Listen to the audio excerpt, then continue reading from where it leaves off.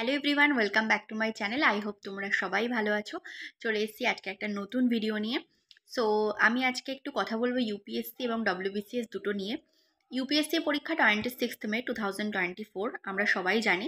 So আমি next ভাবছি একটা ক্র্যাশ কোর্সের অ্যানাউন্সমেন্ট করব, সেজন্যই অ্যাকচুয়ালি আজকের ভিডিওটা। এবং ক্র্যাশ কোর্স শুধুমাত্র ইউপিএসসির জিএসের যে সাবজেক্টগুলো আছে সেগুলো একদম মানে সেই অনুযায়ী হবে।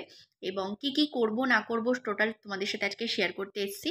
তো দেখো, ফার্স্ট টাইমে একটু একটা এক্সাম্পল দিয়ে তোমাদেরকে বোঝাতে চাই। ধরো, এটা বইটা আমি জানি উল্টো দেখা যাচ্ছে, তো এটা হচ্ছে পুনাম দালাল দাহিয়ার বই, যেটা হচ্ছে অ্যানসিয়েন্ট অ্যান্ড মিডেভেল ইন্ডিয়া। এরকম স্ট্যান্ডার্ড বুকসগুলোই শুধুমাত্র ক্র্যাশ কোর্সে হবে। ক্র্যাশ কোর্সের সময়সীমা থাকবে প্রত্যেকটা বই পিছু।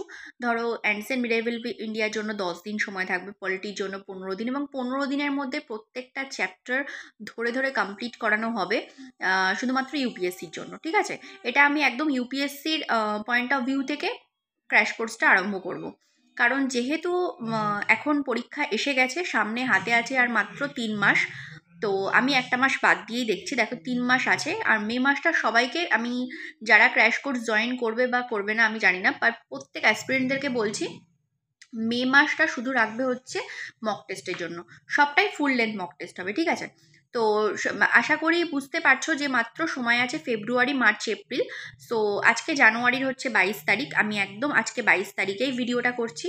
সো আমি আজকেই তোমাদেরকে পাবলিশ করে দেবো। এবং এর সাথে সাথে যেটা হবে সেটা হচ্ছে ডাব্লিউবিসিএস এর জন্য আমি নতুন একটা ব্যাচ করছি। সেটা হচ্ছে ডাব্লিউবিসিএস এর ইংলিশ এবং জিএস এর জন্য। সেখানে কিন্তু কোনো রকম ম্যাথস থাকবে না, ইংলিশ, জিএস এবং কারেন্ট অ্যাফেয়ার্স। ঠিক আছে, এটা একদম 1 ইয়ার একটা কোর্স হবে।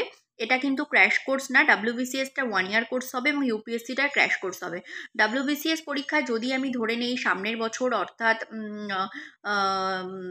সরি, এই বছর যদি ডিসেম্বর কি নভেম্বরে পরীক্ষা হয়ে থাকে, তাহলে আমাদের মোটামুটি আগস্ট সেপ্টেম্বরের দিকে আমাদের নোটিফিকেশান আসবে এবং আমাদের তার মধ্যে সিলেবাস কমপ্লিট করতে হবে।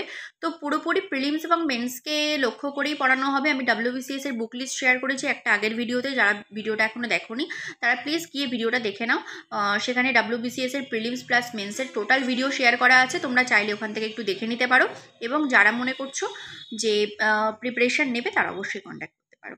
এটার জন্যই আজকের ভিডিওটা। Thank you so much.